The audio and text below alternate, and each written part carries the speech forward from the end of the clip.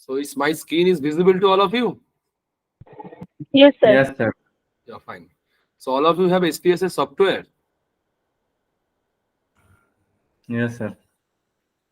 All of you, only one response. Yes, sir. I have it.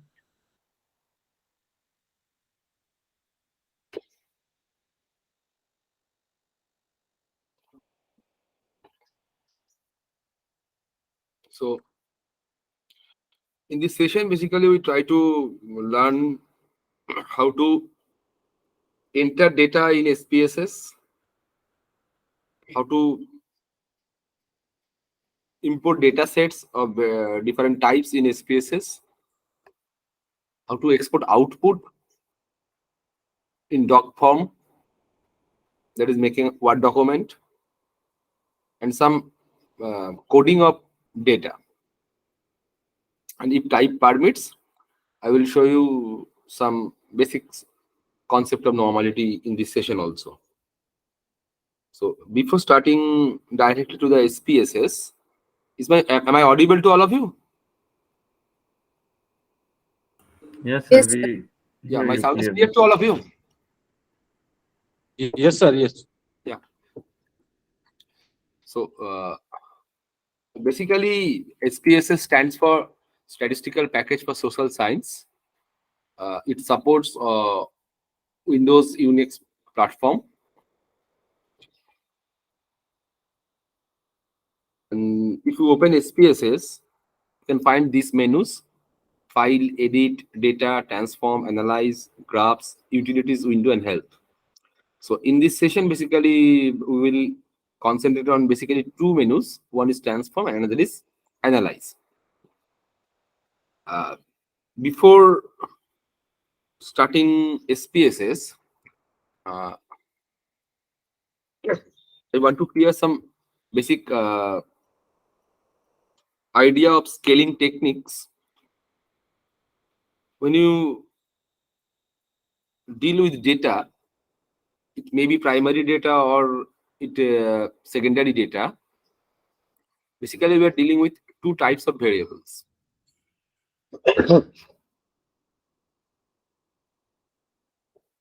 One is scale and another is categorical.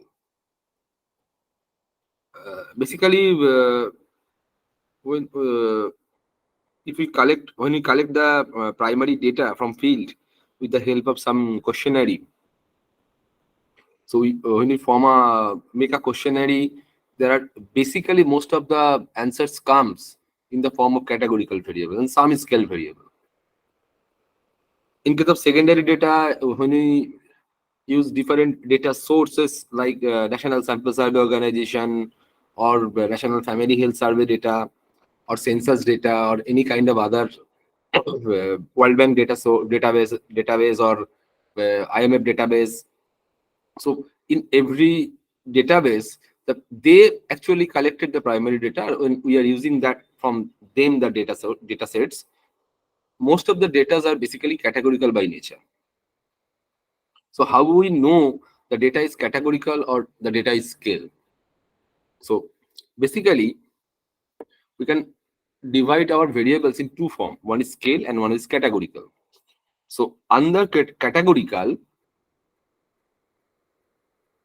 two types of scalings are there. One is nominal scale and another is ordinal scale. So when we collect data with the help of nominal scale or ordinal scale, that data must be categorical by nature. So what is nominal? When we use nominal scale, when there is no meaningful order. Basically, when we collect the data on demographies, that is religion, caste, marital status, family size, household type. So these all data are basically nominal in nature. There is no meaningful order. Or if we collect the race, white, black, so there is no meaningful order, and the data is basically measured in nominal scale and categorical by nature. So for nominal scale variables, we cannot use addition, subtraction for nominal scale variables. So there is no meanings adding 5 whites or 5 yeses. So basically, the variables or the demographic variables are measured in terms of nominal scale, and when the variable is measured in nominal scale, so it clearly a categorical type of variable. The next one is ordinal variables. In case of, what is the difference between nominal and ordinal? So basically, in case of ordinal, when we use the ordinal scale, there is a meaningful order.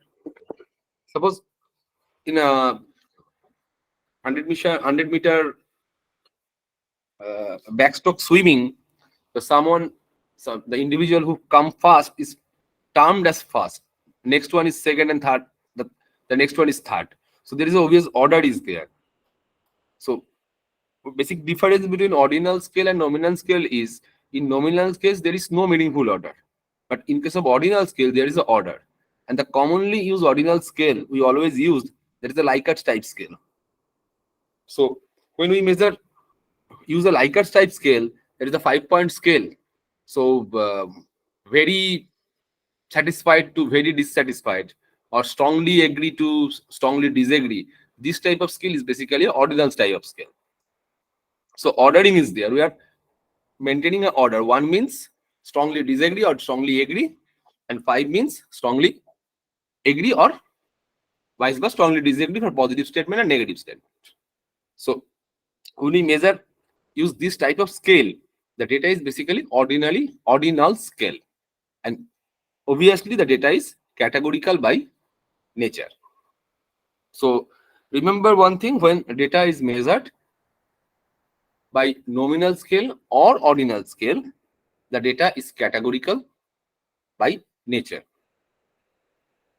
And when the data is measured by continuous scale, or basically 2 types of scaling technique is there. One is interval scale, it is and another is the continuous scale. Then the variable is termed as scale variable. So under scale, basically we consider, one is the values of the discrete by nature, and another is a continuous. So say for example temperature. The temperature is an example of continuous variable. So when we measure the variables by this scale, then the variable is termed as a scale variable. So when we use SPSS, in SPSS, when we input data in SPSS window, there are 3 types of scale as there. One is scale, another is ordinal, and another is nominal. So when, depending upon the nature of the variable, we have to specify the scaling technique. Why?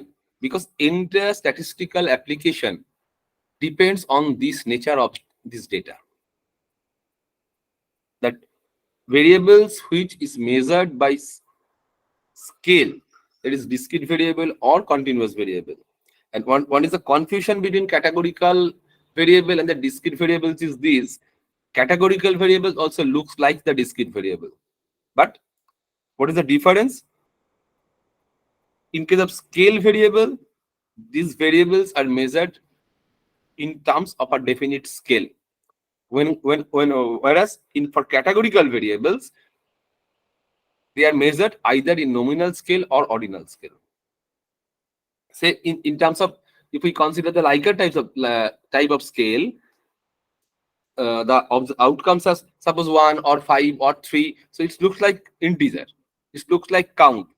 But the thing is, what we do here, the term is actually commonly known as coding technique.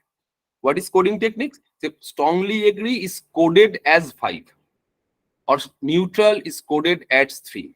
So basically it is strongly agree, but we are using this strongly agree as 5.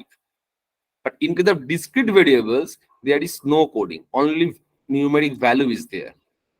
Basically, in case of categorical variable, or the variables which we measure in terms of nominal scale or ordinal scale, gives us the text value or the character value. And to use these as a numeric data, we make some coding of the variables. That means if our data comes with nominal scale or ordinal scale, we have to make some coding.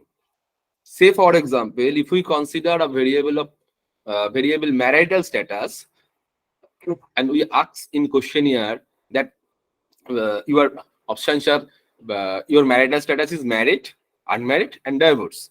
So one can say married is coded as 1, unmarried is 2, and divorce is 3. Another can use the code unmarried is 100, married is 200, and divorce is 300. So in this type of coding, there is no impact in statistical analysis. This is only the coding. So some character is coded as number. So this basically actually the concept of coding. But when the data is directly in the form of numeric form, that is, if we use the scale, then the values of the variables are actually the numeric. So no need to coding of that variables. But if we collect data in terms of ordinal or nominal scale, then we have to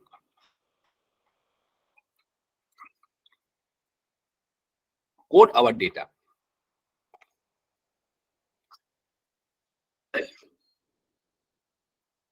Suppose if we consider this question here, the first one is, what is your favorite subject? So the options are economics, statistics, mathematics, history, and English. So for question number 1, what is the scale we are using this question? What is your favorite subject? Is it nominal scale or ordinal scale or a scale? Please, any one of you. What is your favorite subject? What is the scaling technique used in question number 1? Sir, nominal scale. So it is a nominal scale. Fine. Similarly, question number 2, male, female. Is it a nominal scale or ordinal scale? It is also nominal. It is also a nominal, and it is also a binary. 2 options are there. It's a binary. Question number 3. Yes, sir. Question number 3. Is it ordinal or nominal? Or scale? Ordinal. Question number 3 is ordinal. Question number Ordinal. ordinal. Why? Because clearly there is an order. Strongly agree to strongly disagree. Clear? Then question number 4. Yes. Then question number 4. Scored in 10 plus level math examination. Is it a nominal scale, ordinal scale, or scale? It is scale. It is scale. Fine. So the first one is nominal. The second one is nominal. The third one is ordinal, and the fourth one is scale. You see, in case of question number 4, we get observations outcomes in terms of numeric value. So your marks must be a numeric value, it's either 99 or 90 or 34. But what about in case of question number 1, 2, and 3? In question number 1, suppose someone's favorite subject is mathematics. So the answer is mathematics.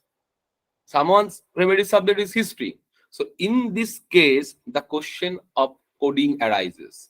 You have to put some numeric value against this character, against this text. So you have to assign, suppose, economics as 1, statistics as 2, math as 3, history as 4, and English as 5. So what are we doing here? We are assigning some value to the character in case of nominal scale. Similarly, in case of gender, we are using some numeric value to assign male and female. One can say male is 1, female is 2. One can say female is 1, male is 2. Or we can simply use 0-1 coding. Male is 1, female is 0. Or male is 0, female is 1. So this is basically the concept of coding. In question number 3, how we code this? One can say strongly agree as 1 and strongly disagree as 5. That means strongly disagree is 1, disagree is 2, not sure is 3, agree is 4, and strongly agree is 5. What we doing here? We are assigning some numeric value to this character. That means these values, these variables are not numeric variables. These variables are basically a text variable or character type variable. But we are decode these, we have used some numeric value to decode these variables for our analysis. And if we come to the previous slide, when we use this categorical type of variable, remember one thing, when we use this categorical type of variable that is either measured in nominal or ordinal, these variables are not following normality. Please remember this thing, when we use the categorical variables that is either measured in nominal or ordinal scale, these variables are not following normal distribution.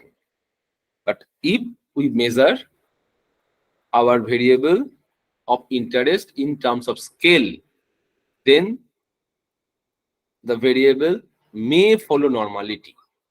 There is definite test to check normality. But if you check normality for the categorical variable, in every time you see that your data is not following normality.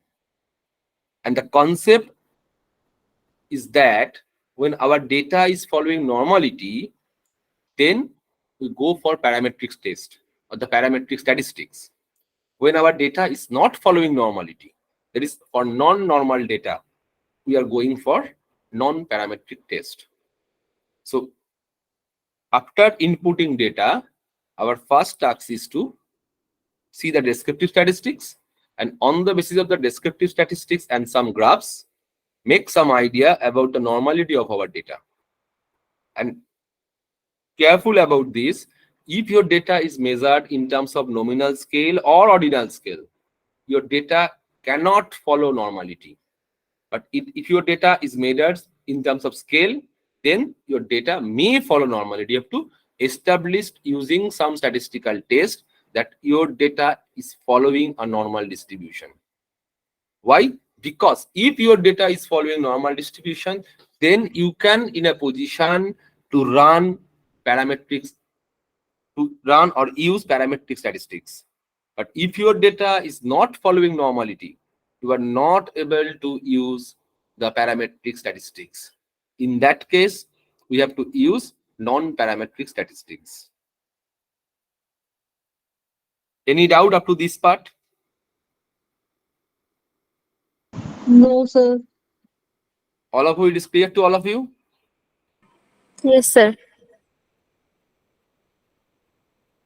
Now, Sir, yes, please.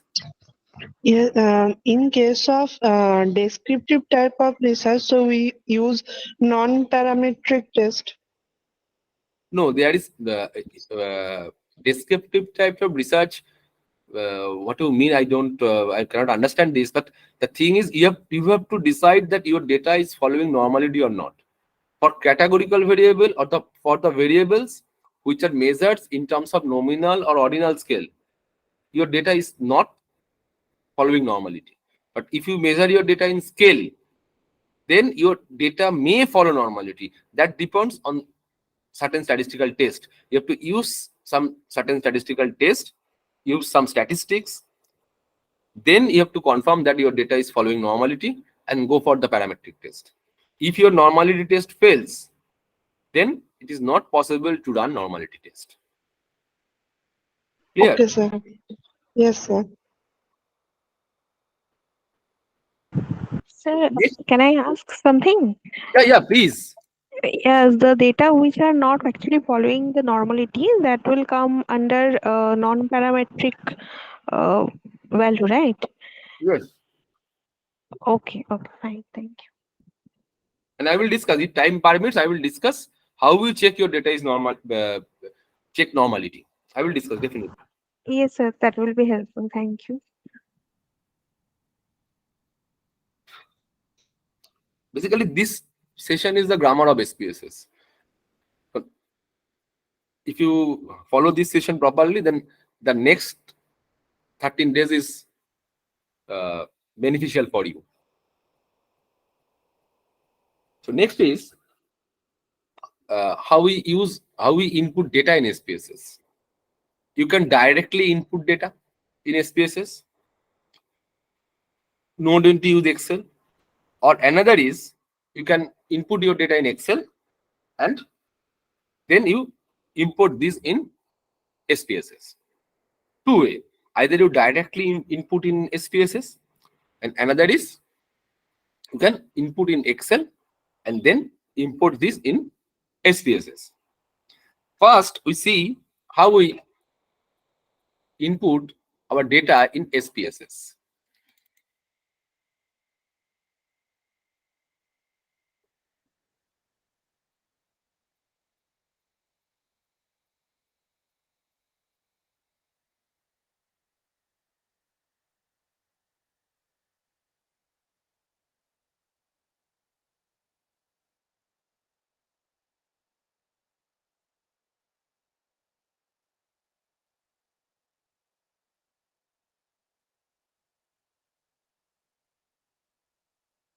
So all of you, please open SPSS.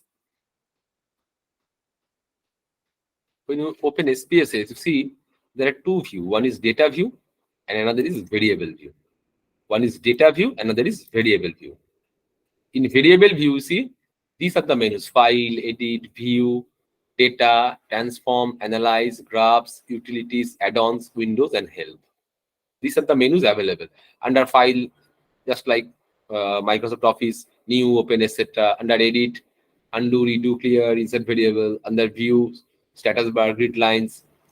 And the statistical operation basically begins from this column, this menu: data, transform, analyze, and graphs.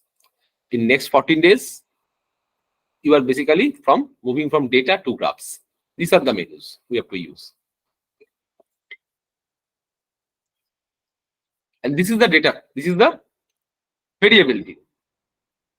So under variable view, you see these are the items: name, type, width, decimals, level, values. Is there any missing values? Column, align, measure. So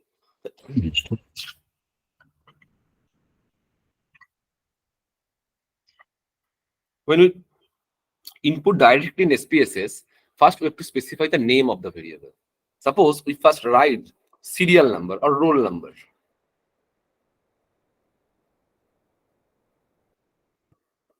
Roll number. Remember one thing: when you name any variable, SPSS does not consider any space.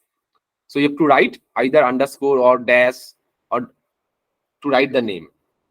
So first we write roll number. When we write roll number, you see these are the types. What are the types available? These are the types available: numeric, comma, dot, scientific notation, date, dollar, custom currency, and string. So this is the variable type. Clear? Numeric, comma, dot, scientific notation, date, dollar, custom currency, and string. So our serial number or roll number must be a numeric variable. Width is by default 8. You can increase this or decrease this, but in case of roll number, maximum in a class 40 to suppose 100 students are there. So the variable is width is 3. So in case of roll number, no need to decimals. So we make this 0. And now see, come directly to measure. 3 types of measures. One is nominal, one is ordinal, one is scale. So when our data is measured nominal scale, we have to put nominal here. When our data is in ordinal scale, we have to put ordinal here. When my data is a scale variable, we have to put scale here. So in case of roll number, basically this is a nominal scale. We are assigning some value to someone. Some Mr. X is roll number 1, Mr. Y is roll number 2, Mr. Z is roll number 3. So roll number by is a nominal variable. It's measured in a nominal scale. It is value is numeric, type is numeric, but it is it measured by nominal scale. So when you write this roll number, you see in variable view, in data view, roll number is there. So if we put roll number 1, 2, 3, 4, 5, 6, 7, consider 10 students in a class.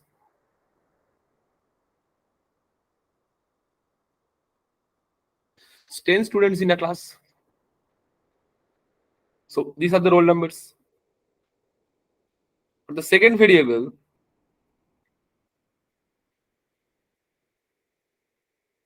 we write mathematics. So what is the second variable? This is basically the marks in mathematics. So you can write in level the details of the variable. Marks in math. Why? Because after 1 year or 6 months, you cannot remember the meaning of the variable. If you write the details or the some things about the variable in level column, so after few months you can recall this. So math means marks in mathematics. And clearly, this is the numeric variable. And what is the width? The maximum marks in examination 100. And we are not considering decimals in our mark sheets. So decimal is 0. And mathematics is measured in terms of scale. Mathematics is measured in terms of scale. It is a scale variable. So now come in data view. Maths is there. So input marks in mathematics.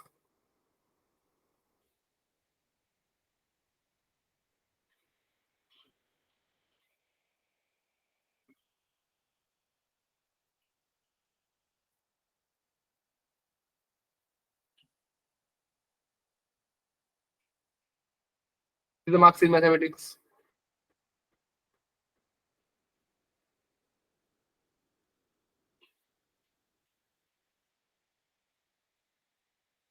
Clear? All of you able to do this? Yes, sir.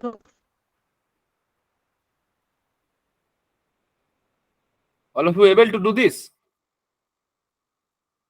Yes, sir. So next is third variable. Suppose we write here economics. What is the in level we write marks in economics. Just like mathematics, width is 3, decimal is 0, and it is measured in scale variable. It is measured in terms of scale variable.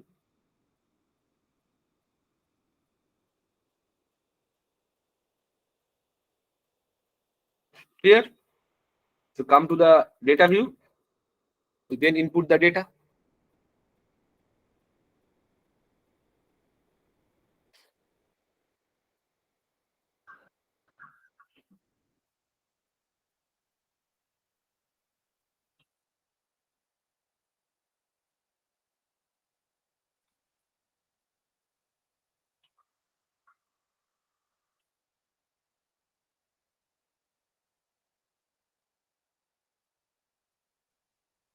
These are the marks in economics.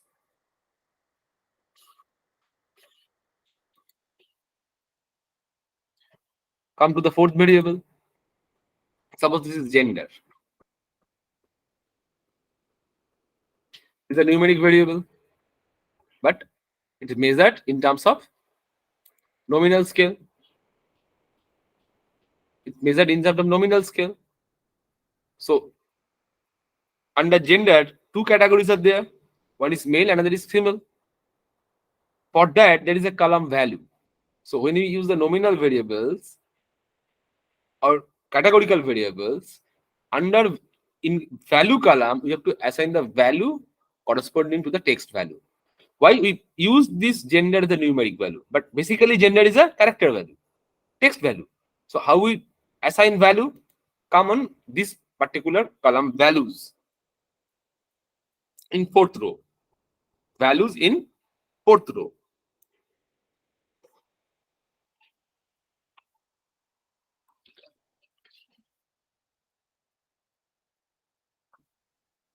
Here, then click on these three dots. What is value? Value is 1. What is level? Level is male. So we are assigning male as 1. Then put 2 in value. And what is the level? Level is female. And we add this. And click on OK. It is clear? Click on these three dots under value box. This window opens. Put value 1. Label is male. Click on add. Put value 2 here. Label is female. Add. And click OK. You make decimal 0. Go to the data view.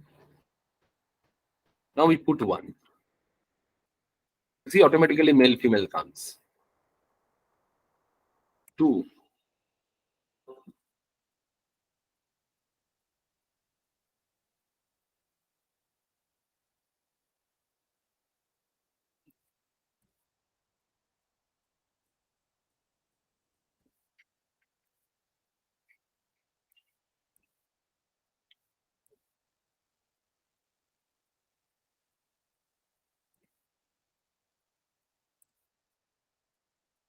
Here. So gender is male female. And the value assigned is 1 and 2. You see, in the upper toolbar, here is the icon. Brass icon is there. It is value levels. If you click on this, you see it is only 1, 2, 1, 2. And if you click on this, it is showing you the meaning of 1 and meaning of 2. So basically, our variable gender have 2 outcomes. One is male, another is female. And we code these as female as 2 and male as 1. So SPSS, in SPSS, you can view these in this form, that is male female form, or if you click on this brass, it is only 1, 2. So what is 1 and what is 2? Either you can see from the value level, or if you click here, male and female is there.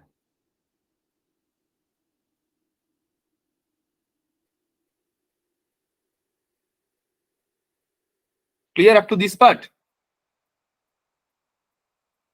Yes, sir. It's clear. It's clear?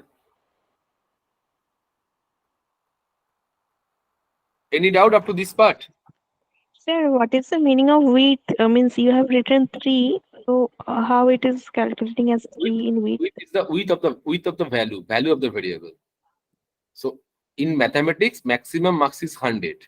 So your variables with maximum 3. Okay. Maximum 3. So that's why this is a maximum. Suppose we are dealing with the annual income of the family, annual family income. So annual family income maybe for 6 digit or 7 digit or 8 digit. So then in that case, width is 8. Okay. Thank you, sir.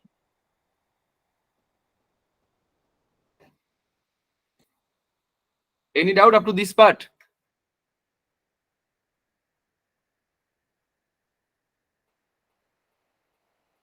Or up to this, it is clear to all of you? Yes, sir, it's clear. Sir, am I audible? Yeah, please. Sir, can you please explain that how is roll number a nominal variable? Roll numbers are nominal variables. Why? Because we are assigning roll 1 to some person. So either it is in alphabetical order or in terms of marks. So basically in modern system, we are assigning roll number in terms of alphabetical order. The students Yes. whose name comes with A have roll number 1. Yes. The students with names with U is in the roll number in the 29 or 30 or 35. Yes. So clearly this is the nominal scale. Okay, sir. Thank you. Sir, may I ask a question? Yeah, absolutely. Feel free to ask question. Sir, I have little confusion in roll number. When we talk about roll numbers, there are certain roll numbers which are alphanumeric in nature. Like you talk about U, S, D, and then Yeah. 1, 1, 3, 4. So, like these are not going to be in that condition purely numerical. Or can we take them as a string in that condition? You can take this string as a condition, no issue. Okay, sir. Suppose you Thank are you, sir. writing roll number like this, you see.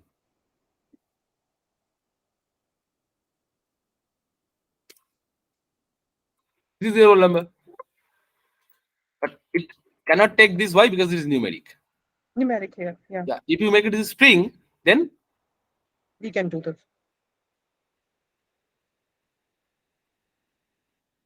suppose we are creating another variable, new roll number.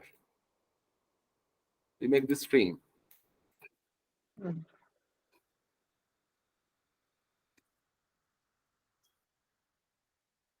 One.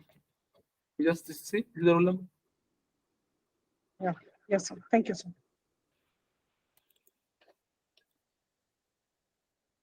Clear?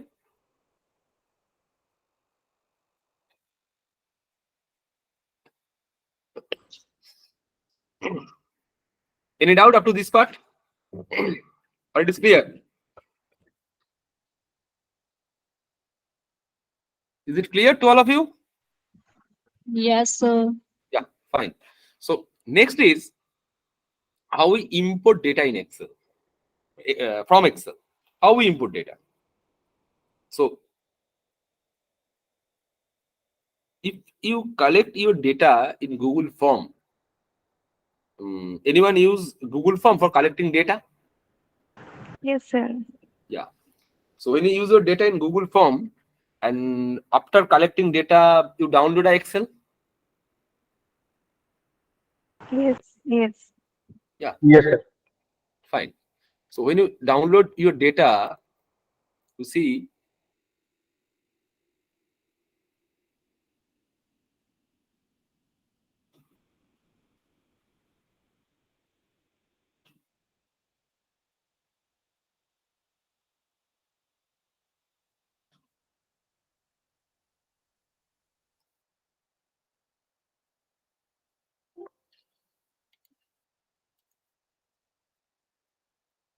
so this is the data collected using Google Form, and your data after transforming the Google Form data in Google Sheet, and then by in Excel form, you get these types of data. So according to your option, this is the data set. So some is numeric value and some is text value. Or if you, when you collect data in form of a questionnaire, you input your data, then you can input data in this form, or before inputting data, you have to code your data. Say in this question we are putting strongly agree as 1 and disagree as strongly agree as 5 and strongly disagree as 1, and similarly before inputting data in Excel or SPSS, we have to decode your data. So before two way, one is before input data in SPSS or Excel, you have to prepare the code sheet that I told you in the initial part of the session. Another thing is you directly input your data in Excel or SPSS without any coding. And in present era, in maximum time we are collecting primary information or the collecting data in form of Google Form. So when we use the Google Form, then basically the data we get in this form. And if we try to import directly this data, how we import this type of data or any Excel file, suppose. So this data is given to you, the view1 XLS. Clear? So follow the steps. to import this view1 Excel file.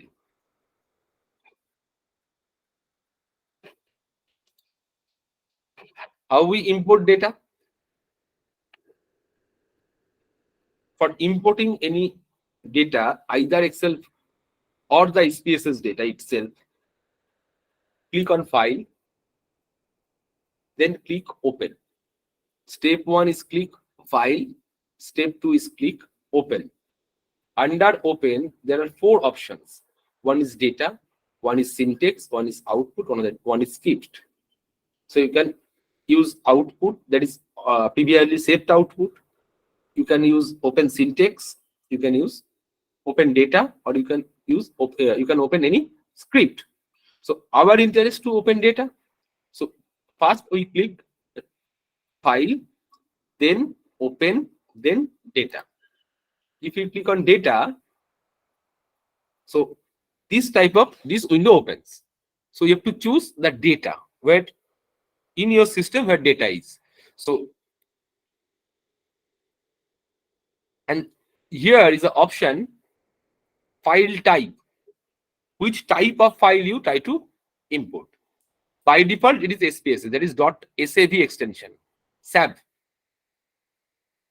We try to import Excel file. When you choose this Excel, you see all the Excel files are showing here. And we want to import this file, view1.xls. So what are the steps?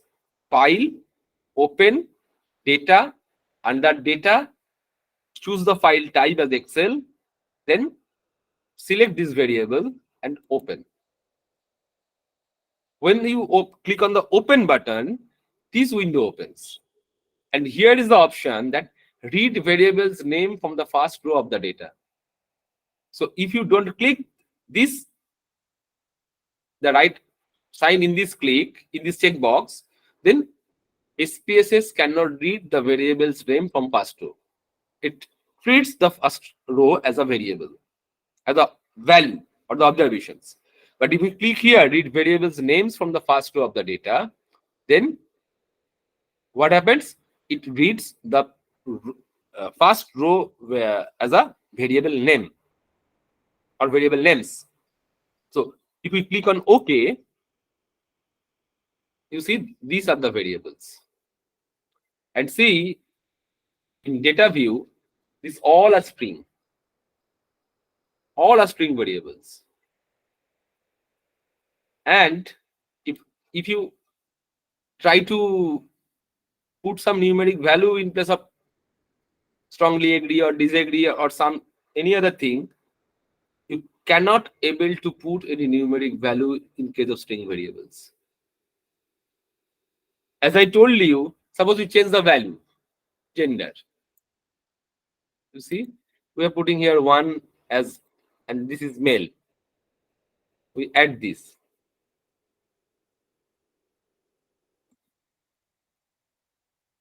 Two as female.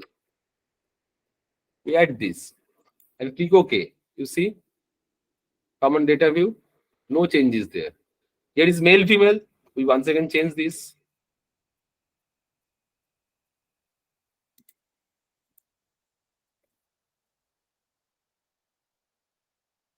One is male, 2 is female. Click OK. If you use the brush option, no changes there. You see, male is male, female is female. Why? Because this is a string variable.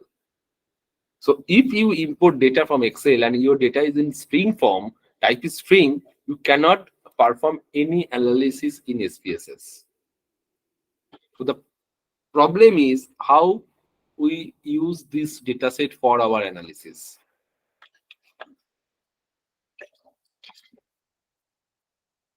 What is your suggestion? How we proceed? What is your suggestion? How we proceed for further? If you face Sir, this after coding, after Coding. So your opinion is first we make the coding and then we import. Am I correct or not? Yes, sir. Yes, sir. Yeah. Any other suggestion? Sir, I have a question. Yeah, please. In this data set, the gender is the gender variable is selected as a nominal variable. Yeah. So, but you just told that gender, the binary variable, we cannot choose this as nominal. Binary means when there is a two coding, 0, 1 or 1, 2. It by default a nominal. As I told you, to see the PPT, male female is binary or nominal. Okay. This is nominal. But why it is binary? Because only two values are there, 0, 1 or 1, 2. That's why it is binary.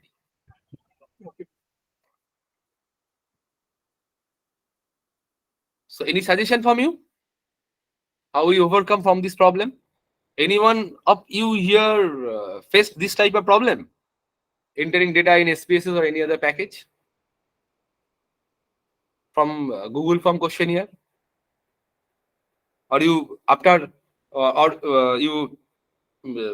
after coding you enter your data?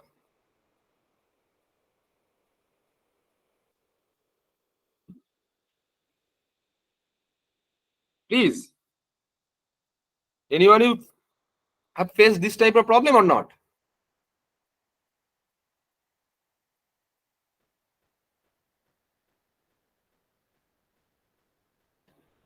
Am I audible? Yes, sir, audible. Yes, sir, you are audible. So anyone of you faced this type of problem or not? Are you aware of this type of problem? No, sir. So if you face this problem, how do you proceed? One suggestion is very good suggestion.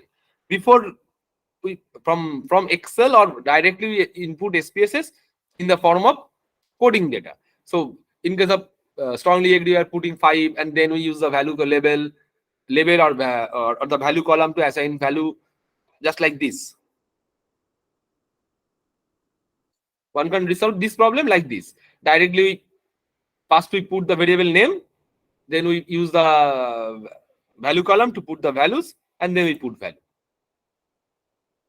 Fine.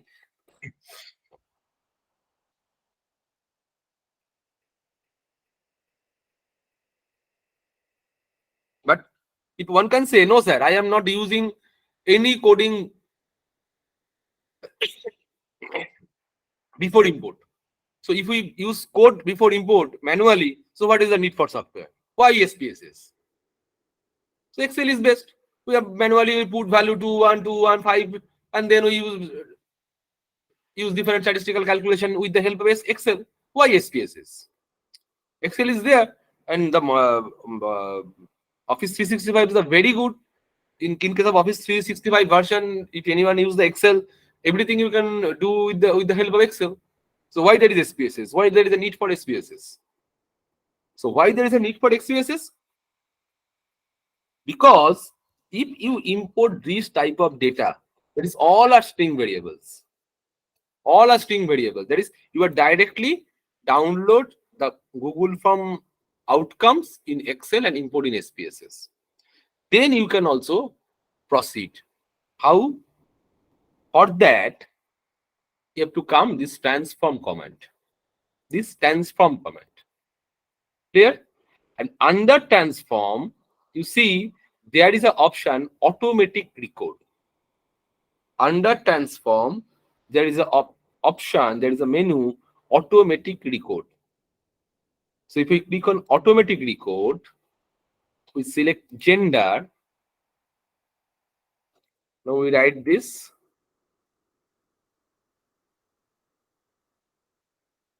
Gender.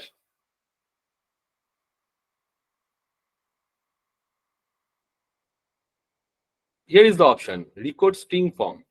Either we can use lowest value or highest value. So we are by default, lowest value is there. We are accepting this lowest value and we click OK. You see, two values generated. One is female, two is male. 1 is female and 2 is male. And see, this is the gender, male, female. And if you use the brass option, you just see 2, 1. So now this gender is becoming a numeric value. You just go to the gender is a numeric value. Under value levels is defined. Similarly, for this variable, if we create automatic record,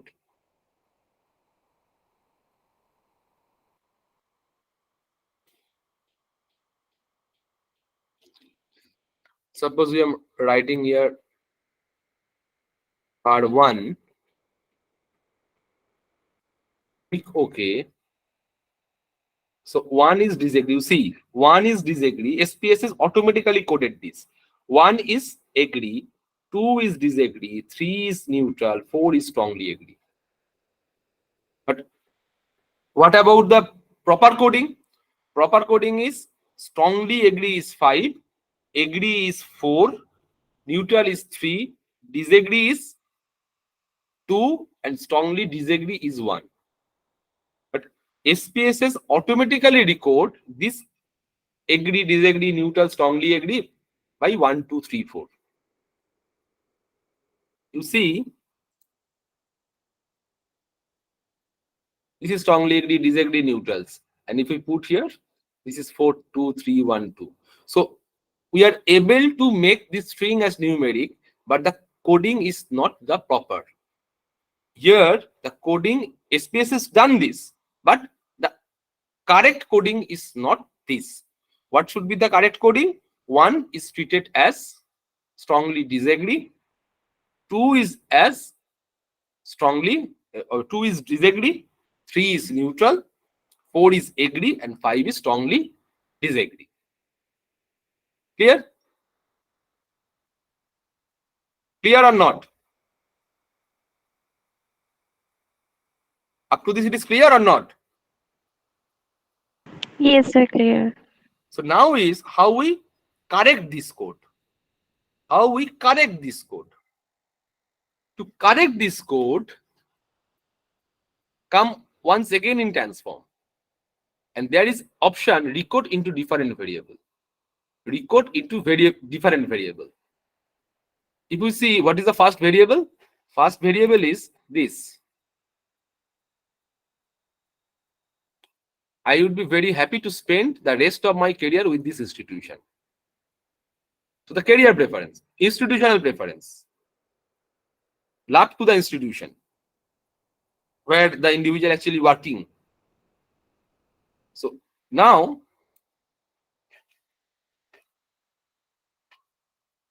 we once again use transform, recode into different variable. Variable 1, now we name this happy. Click on change. Click on change. Remember this thing. You note this. 1 is agree. What should be the code for agree? 4. Disagree is 2. Correct. Neutral is 3. Correct. What is should be the code for strongly agree? 5. And what should be the code for strongly disagree? That is 1. Clear? So how we write this? Here is the option old and new values. So what is old value? Old value is 1. See, what is 1? 1 means agree. What should be the new value? 4. Old value is 1. Agree is coded as 1. But what should be the correct value? Correct value is 4. Correct value is 4. So if you write fast this 1, what is your option? 1 was previously coded. Now the correct code is 4. Similarly, 2 is correctly coded and 2 is actually 2. 3 is actually now 3. Strongly agree 4. 4 is now 4 should be coded as 5. 4 should be coded as 5. So how we write this? 1 should be coded as 4. 2 should be coded as 2. 3 should be coded as 3. And 4 should be coded as 5. 4 should be coded as 5. Clear? Then click continue. Click OK.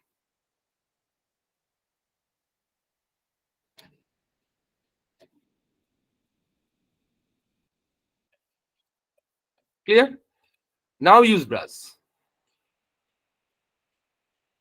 You see, here the options are there, but when you define this new variable, no value labels are there. So what is our remaining work? 1, strongly disagree, and 2, simple disagree, 3, neutral, 4, agree, 5, strongly disagree. Sorry, strongly agree.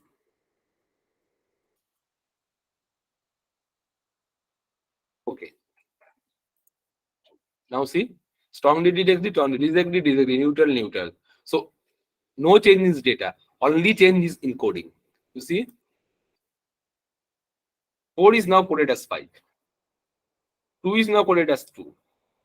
So what is our correct variable? Happy is now our correct variable. So by these 2 steps, you can easily decode this string value to the numeric value. What are the steps? Click on transform. Under transform, first use this automatic decode. Using this, you can get this variable. Then use the decode into different variables for this. You can also use decode into same variables, but I am using a decode into different variables. Why? But because to check we are actually doing correct or not. This is also cross validation of there. Yes, we are doing the correct one. All are same.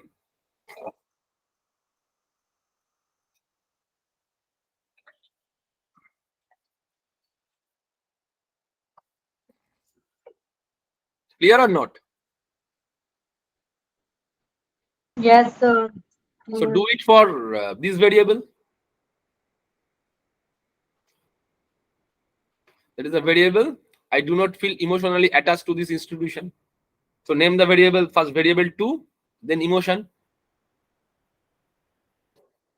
You do it your own.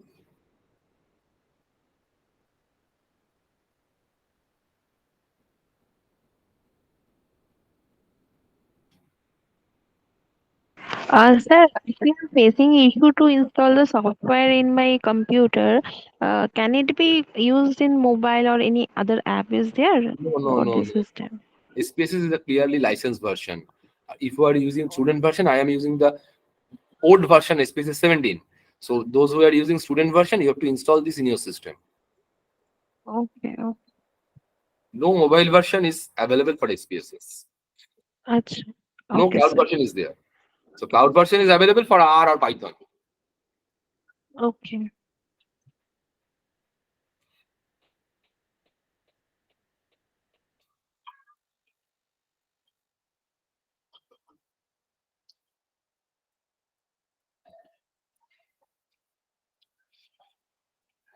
So in case of free access, so we can use the 30 days trial.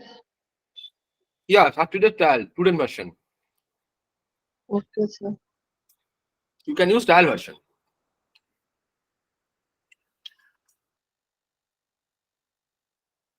So institution must have a licensed version. So you can use this software in your institution.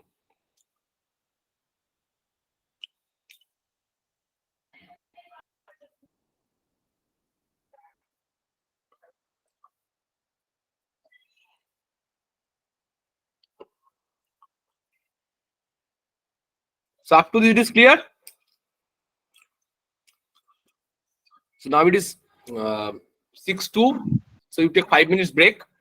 So in coming back in 6:07, and within this 5 minute break, you try to do this. Make this data set whole as a numeric one. So we'll back at 6:07. Okay, sir.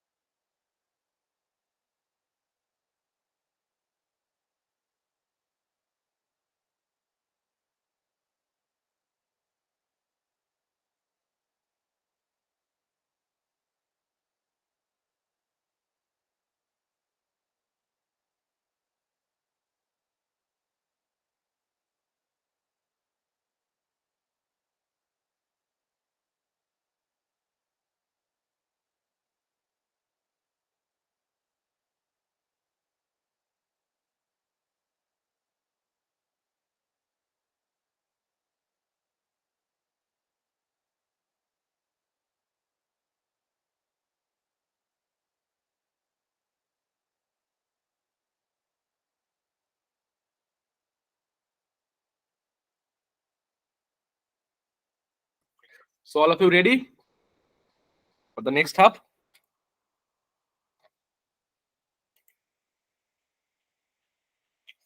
So are you ready for the next half? Yes, sir.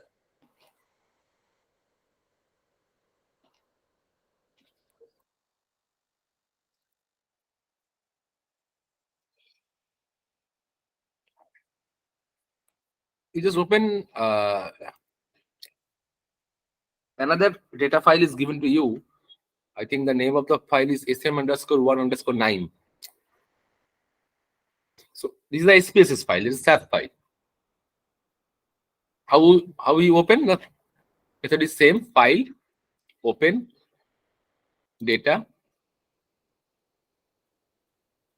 and my data is in.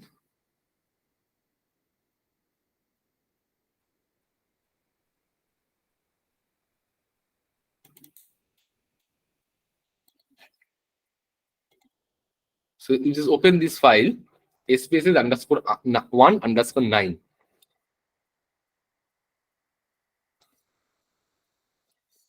This type, the same type of data you already entered in your SPSS directly. So when you open any SPSS data, come to the variable view. What are the variables? Roll number, subject 1, subject 2, subject 3, gender, religion. And another variable is self. What is the meaning of self? You go to the label. I consider myself to be good in mathematics. So the self-realization about the mathematics subject.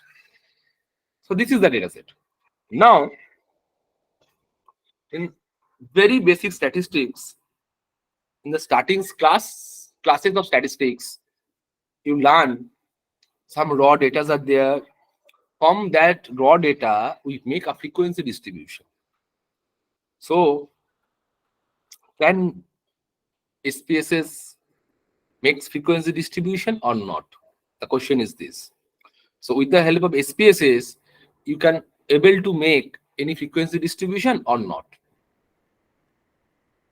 You just recall your college days. In your college days or the very basic statistics, there are some popular questions are like this. The numbers of mathematics of 40 students given below. With class with 10, make 5 classes. 5 or 6 number questions are there. So like this,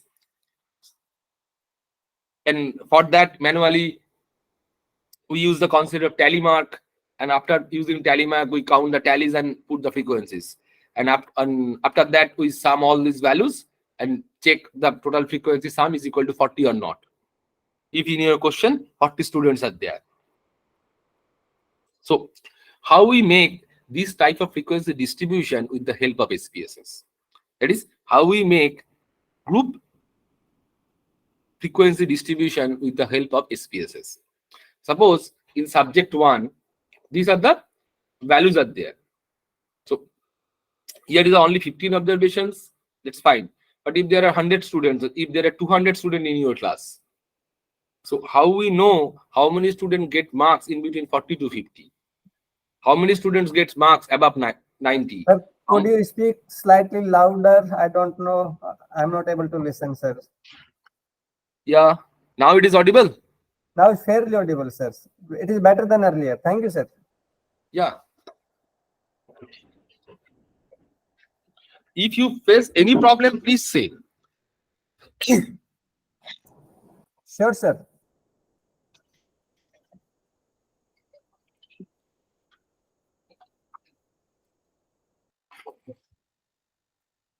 So my question is, if we try to answer how many students are getting marks in between 80 to 90, how we say from this particular data set?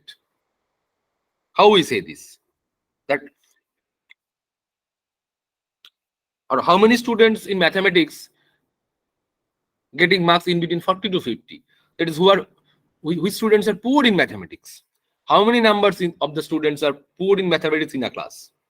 And for that, frequency distribution is required. So how we make frequency distribution? For that, once again we use this transform menu. Click on transform.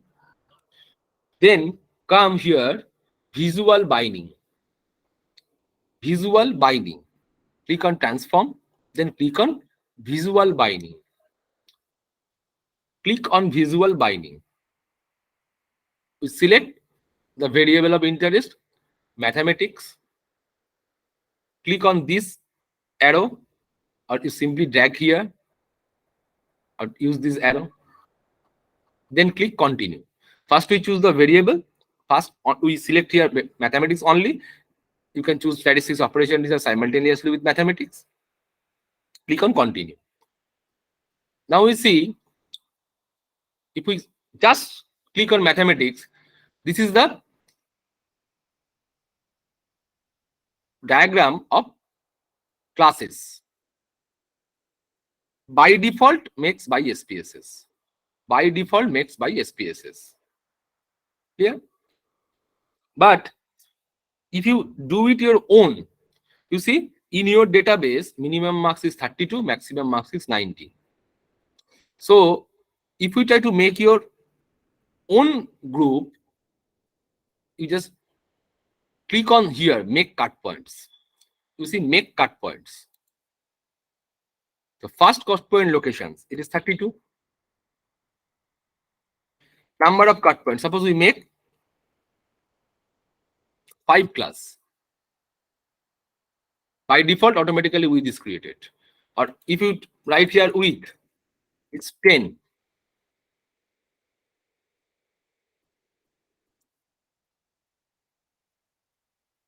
By default, number of cut points is there.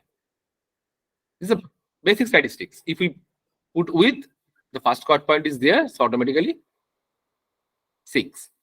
And if we apply here, you see, now this is the cut points, these blue lines, and this is the levels. If you click on make levels, you put the levels below 32, 33 to 32, 43 to 52, 53 to 62, 63 to 72, 73 to 82, and 83 plus. Clear? If we click OK,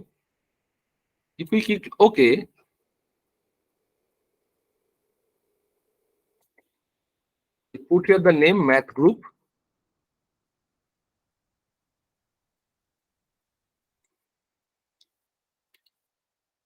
You see, this is the grouping variables. If we click on brush, you see this is the group. That is the first student get marks in between 33 to 42. So if you put some grade in mathematics for preparation of mark sheet, what do you do here? You come on variable view. 1, 2, 3, 4. You just either, after doing this, you just replace this as A. Suppose this is, sorry.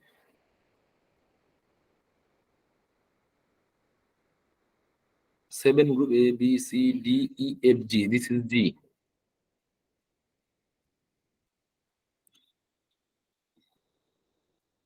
Hence this. Oh, sorry, it cannot text me. Why? Because it is numeric value. That's why I'm not taking this.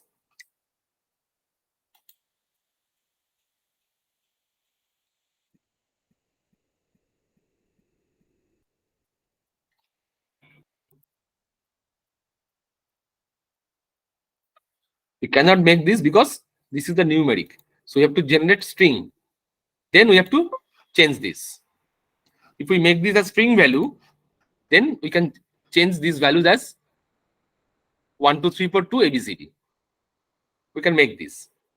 So in this way, for your small data, it is clear. But for big data, if we click on analyze, if we click on analyze, then descriptive statistics, then come on frequency, select mathematics, bind, and click on OK. You see, this is the frequency distribution. This is the frequency distribution. Less than 32, 1. 33 to 42 is 2 observations. 43 to 52, 3. 53 to 62, 3. 63 to 72, 2. 73 to 82, 2. And 83 plus 2. So altogether, 15 students. And the percentage, cumulative percentage is given here. Please again show this step. Definitely. So I will do this, the whole thing for the subject 2. Click on transform, click on visual binding,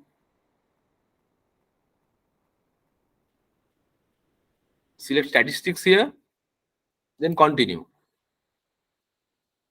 Just click on statistics, click on make label, make cut points. So which was the first cut point? Minimum value is 23. So I'm writing here 20. Sorry, 23. And we are with this 10. Here, then apply. Make labels. Okay. So name is stat group. Click on OK. So this is the stat group. See, this is a stat group. So how we know how many students are in between 44 to 53? How many students in between 64 to 73? That's why we try to find a frequency table. How we make this frequency table? For this, click on analyze. Under analyze, click on descriptive statistics. Click on frequency. Select statistics. Click on OK. Mathematics is all previously given here. You see, this is the frequency distribution for mathematics, and this is the frequency distribution for statistics. This is for mathematics and this is for statistics. Clear or not?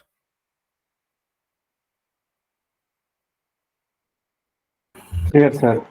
Clear? Yes. So do it for the Yes. subject Sir, three. what Please. is the meaning for valid percent and cumulative percent over here? Means Valid is it percentage means if there is a missing value, then your Hmm. percentage value is changes. That's why valid percentage. And cumulative Okay. percentage means how many of total. That means suppose cumulative percentage. See, so 6.7. So how many students in the class got marks 23 and less? 6.7%. So how many students in your class get marks 53 and less? That is 33.3. It includes all these three. Below 53 means 44 to 53, 34 to 43, and 23. So all these three categories. How many of these? 33%. Oh, okay. Clear? How many of students get more than 74? 74 and above? That means Hmm. these two. 13.3 and 20. That is 33%. Okay. This is the concept of cumulative frequency. One is less than type cumulative frequency, another is greater than type cumulative frequency. When we add all this from this to this is the less than type cumulative frequency. And when we reverse that is from 20 to this, 20 plus 13.3, then plus 26.3, then this is termed as greater than type cumulative frequency. Okay. Clear? Yes, sir. Thank you. So you do it for the variable 3.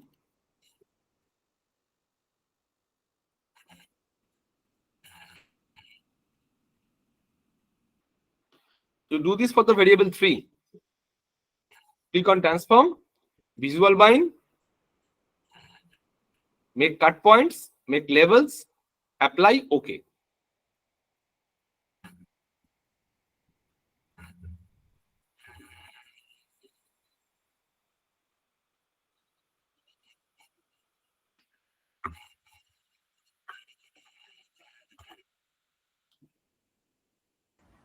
Sir, Please. sir, how to decide this cut point? Cut point is you have to decide cut points of your own. How many cut points means what is the width of the class? You can consider 10, you can consider 7. You can define anything. Depending upon the selection of width, the number of classes will determine. Or you can select you have to make for 5 classes. So you want to put 5 grade on overall marks. Okay, sir. So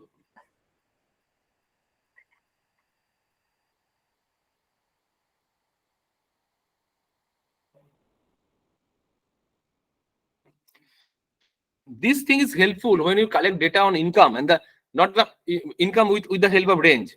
If you collect direct income from the individuals, then you have to make a range. How many of individuals earning 10,000 to 20,000? So in that case, you use this type of methodology. So then you can make this.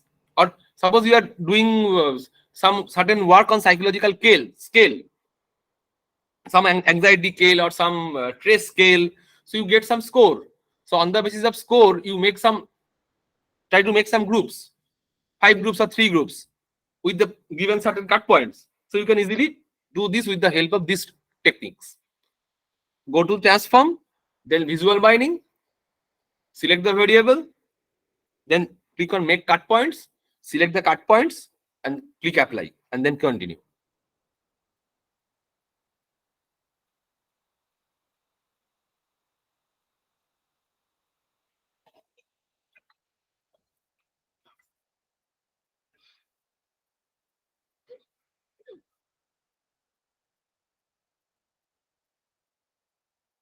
Clear it is or not?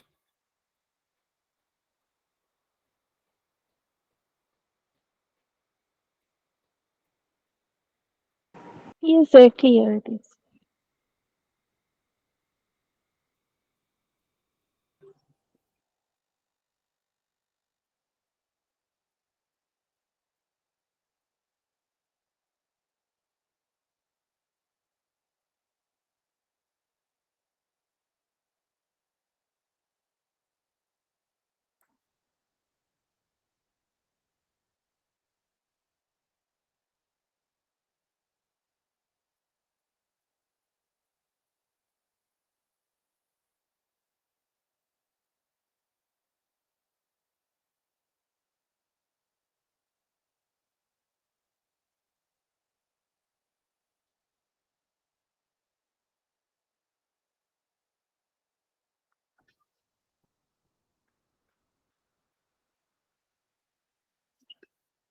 So now click on analyze, then click on reports, and then click on OLAPs. This is the online report generating process. If we click on OLAP, select the summary variables, mathematics, statistics, and operation research. And what is the grouping variable? Gender and religion. First we consider gender, say. Then click on statistics. Already by default it is given number of case, mean, standard deviation. No need to percentage total sum. No need to this. We only consider on number of cases, mean, and standard deviation. Then continue. Then click OK.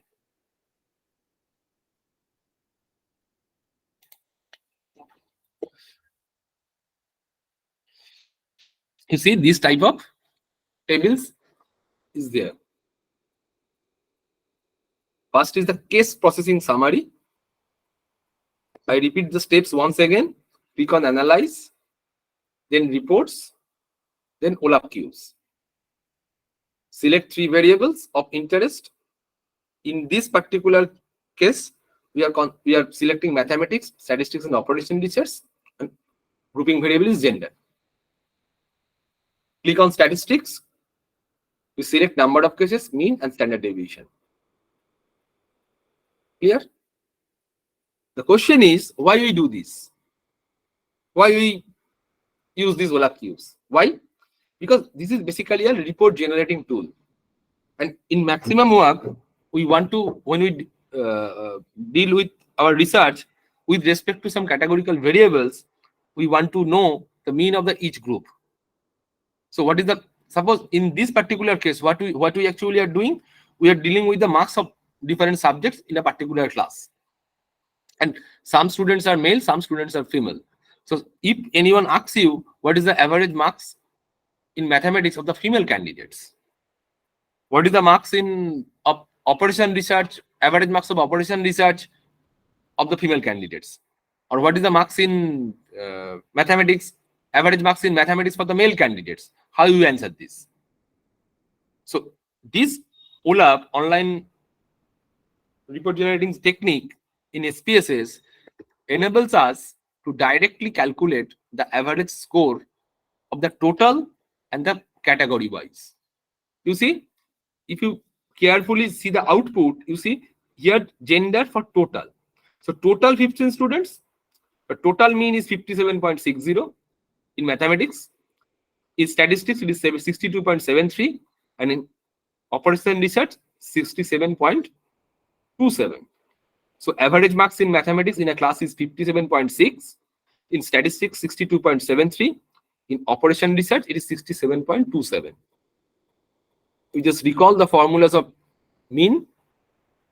It's a simple mean, summation x by n.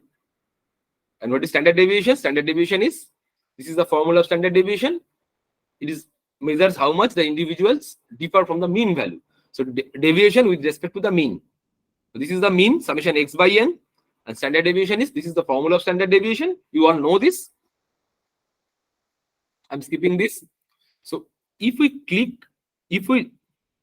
gender total, if we double click here,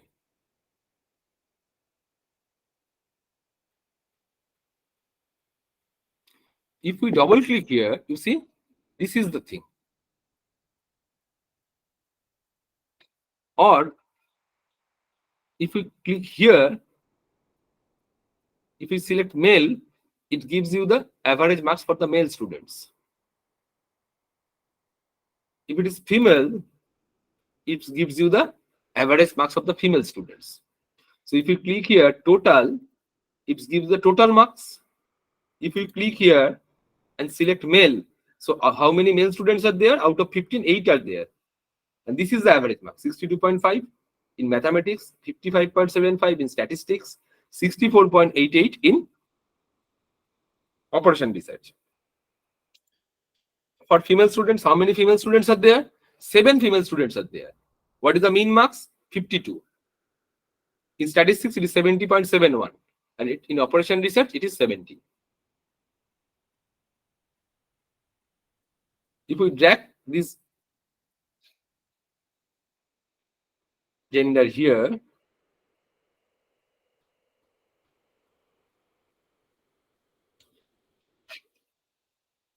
see, you get the whole table. Mathematics male female total, statistics male female total, and operation research male female total. So category wise, mean value in the same table. Categorize mean value in the same table. Clear or not? You just see, when you double click this in your SPSS,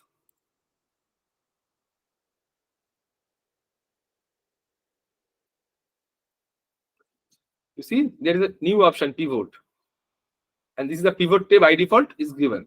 So if you no need to pivot tab, you just click this. You see, no pivot table is there. But once you double click here, the pivot option is there. To write this pivot.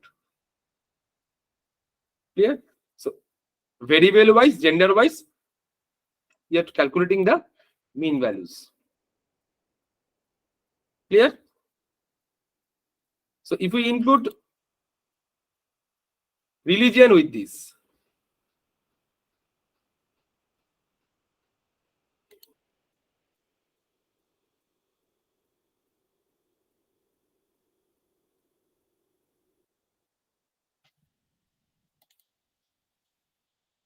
you see, gender and religion.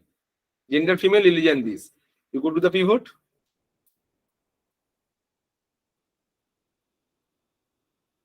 Gender, and click religion here.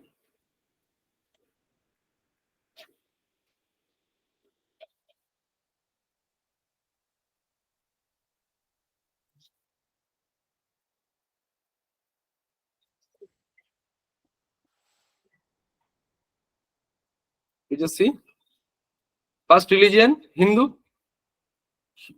The students were Hindu and male, the average marks is there. Hindu female, average marks is this. Students with Islam, male, the average marks is this. No female students from this religion belongs. Similarly for the statistics, similarly for the operation research. So if we want to know first gender, then religion. So come and pivot.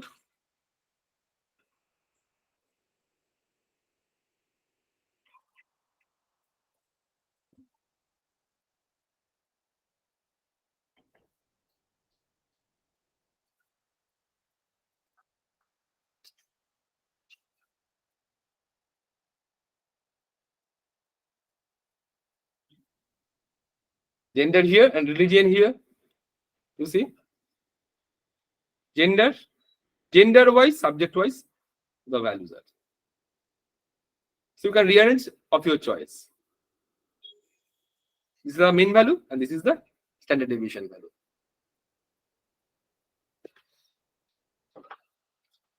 It is clear to all of you how to create a descriptive statistics table?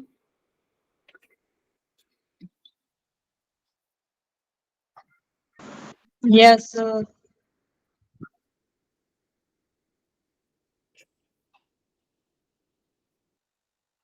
Before knowing this, how you make this table, you individually calculate the values and make this, use Excel to make a table or Word to make a table. But with the help of SPSS, you can easily create this type of tables.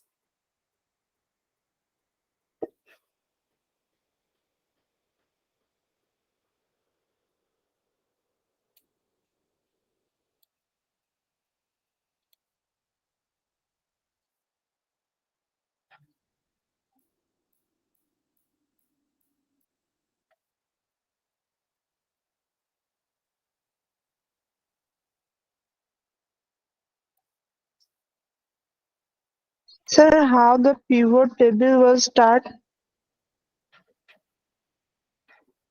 When you double click on this table, just double click on this table, simple double click, it opens. And there is the option pivot. After insert, there is a menu pivot. And this is the pivot tray. So when if you tick this, then pivot tray is automatically shown here. So if you close this, you just click on pivot, no tick option. You just tick this, automatically it opens. And this is the blank presentation. What we want to have, statistics here, gender here, variable here. If you try to change these statistics, come here, gender and variables here, no issue.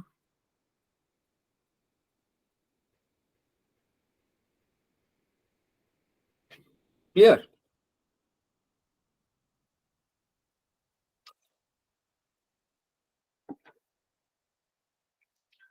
Any doubt or not?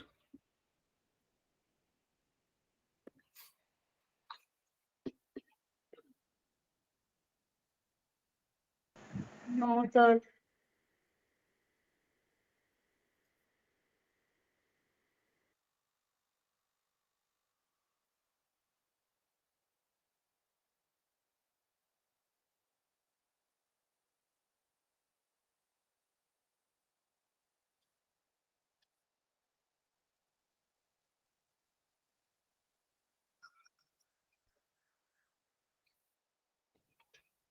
Clear up to this or any doubt? No, sir. It's clear. So all of you, it is clear.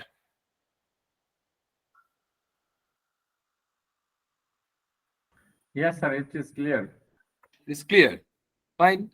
So we already in another data set, that is view 1. We create the gender and there is a work experience. Clear? So you can make a pivot table or the Olap cube to generate the average experience gender wise. You can do this.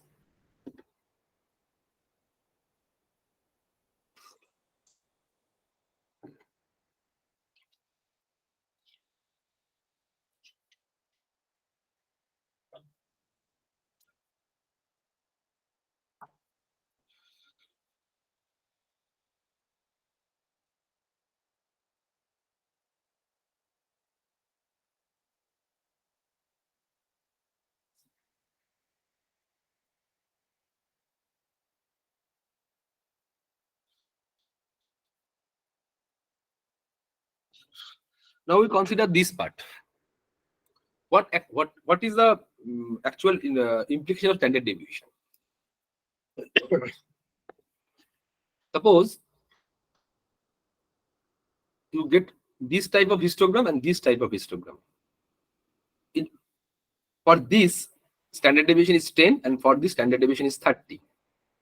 So high standard deviation means the data is more spread and low standard deviation means data is more concentrated towards central value, that is mean.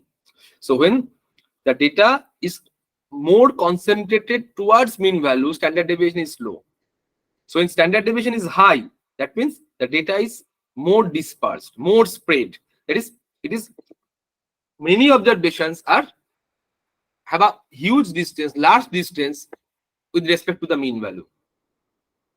So if we consider these two distribution, for each distribution the mean value is 100.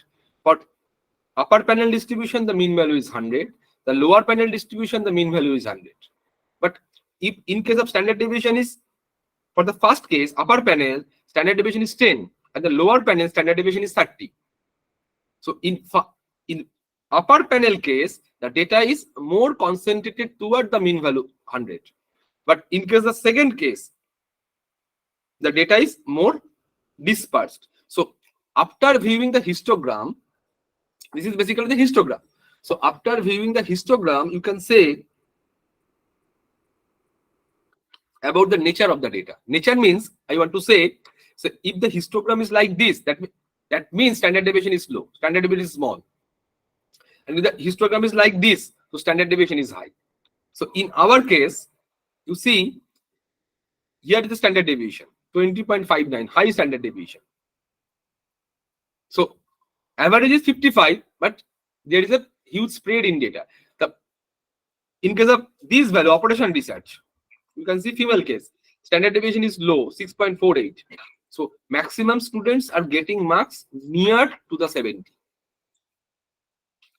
In case of total, the dispersion is, standard deviation is low for operation research.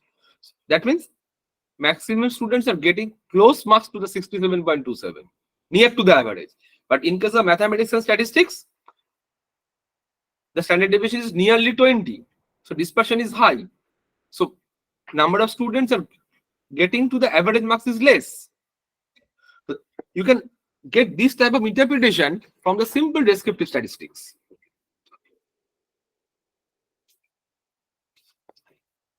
This is the picture you are getting from your data.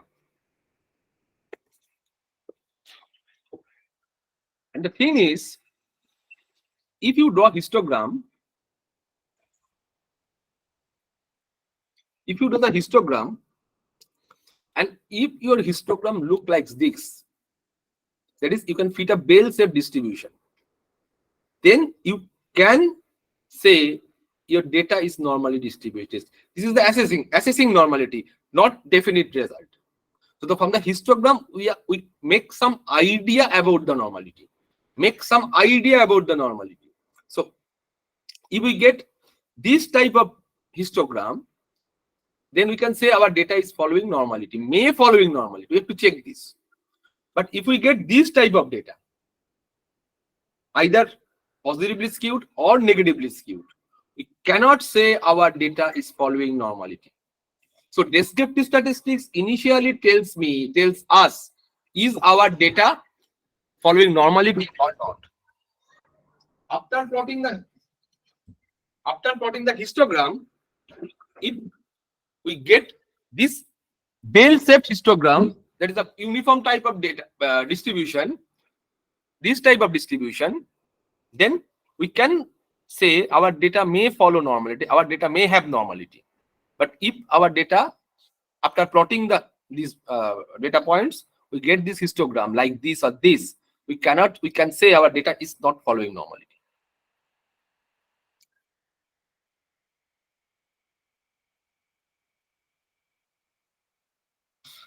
The most vital thing is this. If we use the scale variable and our data is normally distributed, then we can use mean and standard deviation. If we use the skewed data,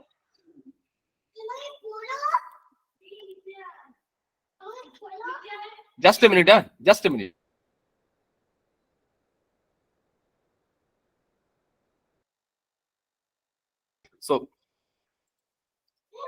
So if we use scale data and our data is normally distributed, we can use mean and standard deviation. And if our data is skewed, that is not normally distributed, for summary statistics, we have to use the median or interquartile range for dispersion. So for categorical data, by default, it is not a normally distributed. So for ordinal, the measure of central tendency is median, and for dispersion, it is interquartile range. And for categorical data, it is nominal.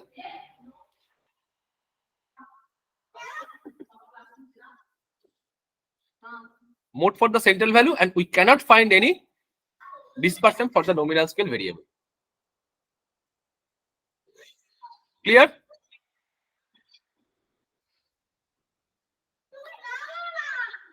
Yes, sir. So,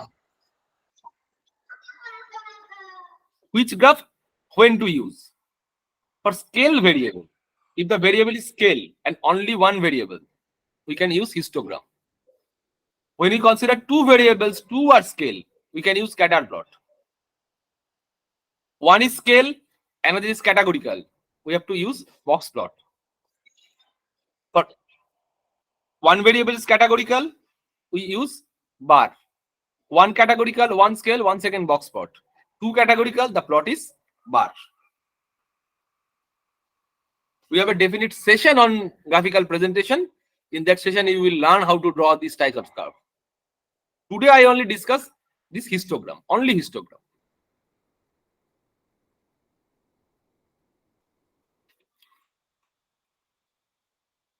Come on to the data set.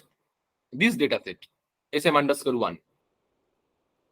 Click on Analyze, then Descriptive Statistics, then Explore. Descriptive Statistics, Explore. Select Mathematics, select Statistics, select Operation Research. Click on Plots. Choose Histogram. Under Descriptive, choose Histogram. I repeat once again the steps. Analyze, Descriptive Statistics, then Explore. Analyze, Descriptive Statistics, then Explore.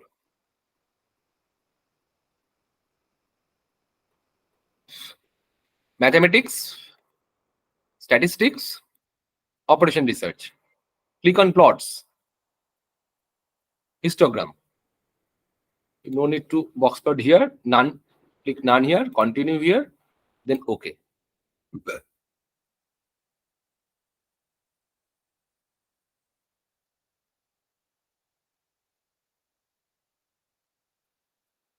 See the first histogram. Do you think this is normal? Your mathematics score is actually following normal distribution?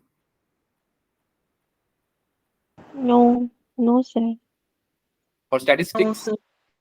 For statistics, it also no. For operation research, there may be slight chance, but after inspecting the histogram, we cannot say our data is actually following normality. And if our data is actually normal, from descriptive statistics, how we can say it is normal? When mean is equal to median equal to mode. That is the uniform distribution. Or mean is near to median. In real world, you cannot find mean equal to median. Very impossible task. But if is mean is near to median. See for mathematics, what is the mean value? 57.60. What is median? 56. Near, mean and median is near to each other. But what about the skewness? You see, 0.271. Clearly is a positively skewed. So if skewness is 0, then there is a chance for normality. Or skewness is close to 0. For statistics, it is negatively skewed, 0.286. For operation research, it is minus 0.256. So how we check normality? Your data is actually normal or not? This is an inspection. How we definitely say our data is following normality or not? You click on statistics. Sorry.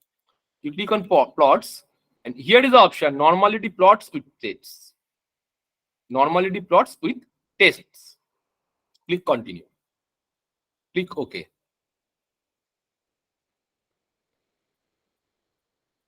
You see, this is the tests of normality. And what is Komlogov Simnov and Charpio Wilk? Clear?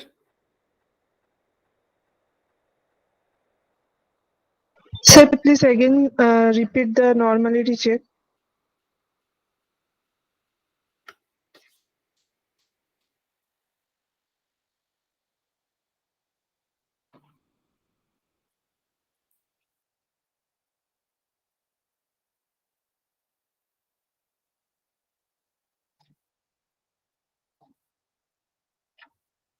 analyze, descriptive statistics, explore,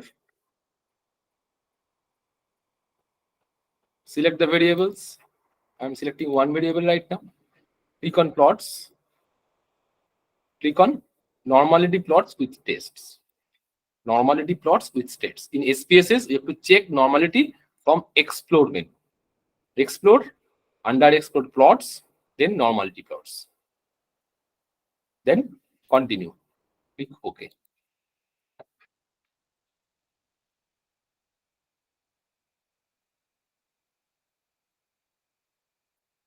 This is the stream and leaf diagram. This will be discussed in later sessions. We're concentrating on this.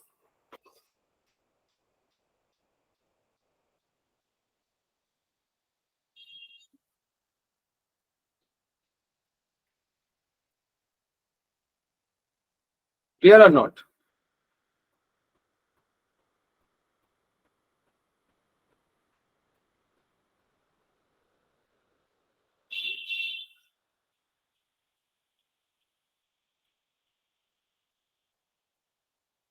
Yes, sir. It is clear.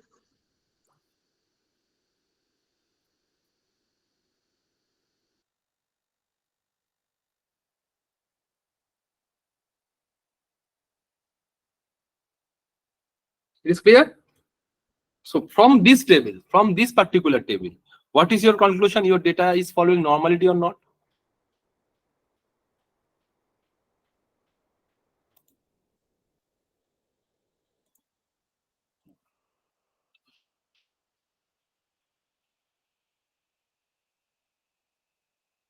What is your conclusion? How we conclude that our data is following normality or not? It's not normal, sir. It's not normal. Why? Because significance value is 0.200. What it means? It means that hypothesis, null hypothesis, which is data is not normal. I mean, it's the reverse hypothesis in case of normality test. So actually, the data is not normal. So all of you agree with her?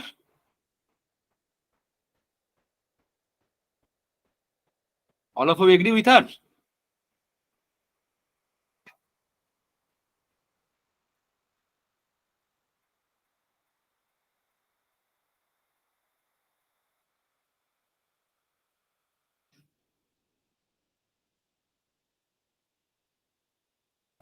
So what will be the range for the near normality? What So that what do you mean by near normality? I mean, it's not possible to be 100% normal curve. So there should be a range that up to this we can call this as near normal or skewed. What do you mean by 100% normality? I said that's not possible. So we should made a range. Actually, this is a entire theory on estimation and hypothesis. So what it means actually, normality means here we are drawing the sample from the normal population. So if the population is normal, so our sample is normal. Clear? There is no definite range in between this. It is normal. So actually, what we doing? We are collecting sample from the population. So when we are collecting sample from the population, we are assuming population is normal. So since population is normal, so our data is also normal. Sample also normal. So if sample is normal, then we can say we are drawing the sample which is not normal. That is actually the statistical terminology. So since population, we are assuming population is normal. So from that population, we are collecting sample. So definitely the sample must follow normality. Clear? There is no definite range. What do you see? So when we check normality, what is the null hypothesis? The sample data are not significantly different than the normal population. This is the null hypothesis. The sample data are not significantly different than the normal population. What is alternative hypothesis? The sample data are significantly different than the normal population. The sample data are significantly different than a normal population. when a statistical test is significant. In our case, when the statistical test is significant, as told by her, that significant level is 0.200. That is, statistical test is insignificant. Why? Because we make the cut point here 0.05, 5% level of significance. So if what is the rule of thumb? Rule of thumb is if p value or the significance value is less than 0.05, statistical test is significant. Mean we are rejecting null hypothesis. Mean we are rejecting null hypothesis. Clear? When statistical in case of statistical inference theory, the rule of thumb is if p value is less than 0.05, statistical test is significant, means we are not accepting null hypothesis. Statistical test significant implied do not accept null hypothesis. Remember the term, do not accept null hypothesis. That means we are accepting alternative hypothesis. This is the meaning of if p-value is less than 0.05, or the what we say in statistics, the test is significant. Correctly said, the statistical test is insignificant. Why? Because p-value is more than 0.05. P-value is more than 0.05. Clear or not? Yes, sir. Yes, but what is the conclusion? In case of normality, if p-value is more than 0.05, means we are accepting which hypothesis? Null hypothesis. If p-value is more than 0.05, we are accepting null hypothesis. Clear? So what is null hypothesis in our case? The sample data are not significantly different than the normal population. So what is our conclusion? Our data is actually following normality. Our data is actually following normality. But after inspection, if we see the histogram, all of we say what is our conclusion? No, sir, this is not a normal distribution.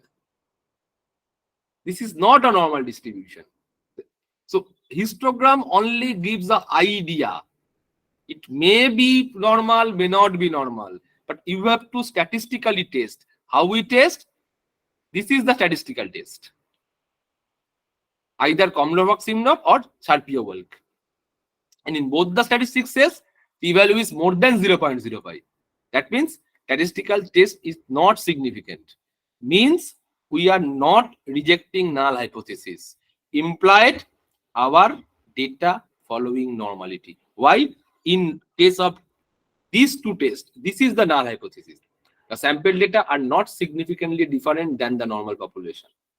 And in statistics, two tests, one is normality test and another is the equal variance test. We are happy with p-value more than 0.05. Why? Because if the p-value is more than 0.05, implied our data is following normal. It is clear to all of you or not?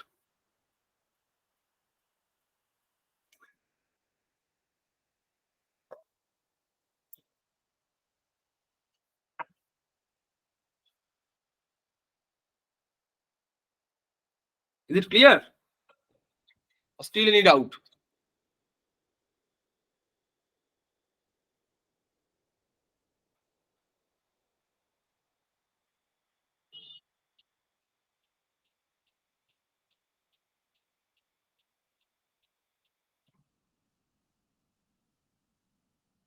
It is clear to all of you?